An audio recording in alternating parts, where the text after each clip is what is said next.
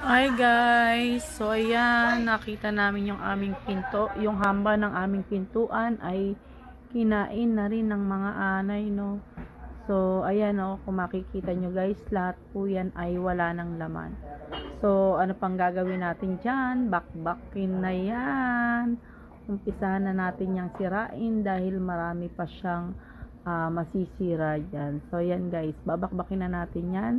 Dahil ang ano naman yan, katabi naman yan is bato na.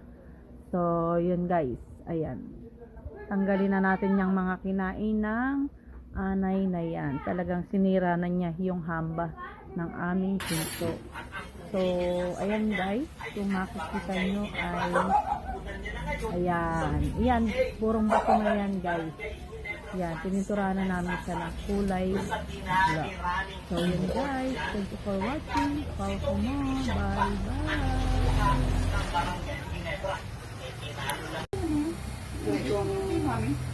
Aluhan kasi yung ibang ano pa. Hindi naman na yan. Ang ano nga lang, yung pamakuan yun yung ano. Oo, yun doon sa ilalim eh. Siguro maglatag din sa ilalim ng kama ko. Ay, dito Sa tayo. atin na yun. Sa atin na.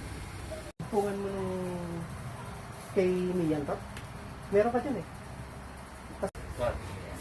Para hindi na stage Dito saksakan, pas dito. Pwede na rin lang para hindi na tayo magkanong Sampung na ano niya, mabigay na natin. Sabihin mo, kapagawa mo itong pondo mo. Kasi sumasahod na kami sa reels. Katas ng reels, no? Para hindi sila mawala. Ayan guys, finally. Ayan, yung dating sirang kisame guys, okay na. Ayan, nalipatan na rin guys ng mga bata. So ayan. Ayan guys.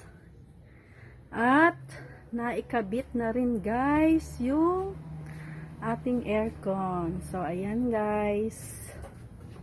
May aircon na sila guys. Ayan. O diba? Ang ganda na. Okay, ito na yung ating finale. Thank you for watching guys. Ayan, ang ganda na niya guys.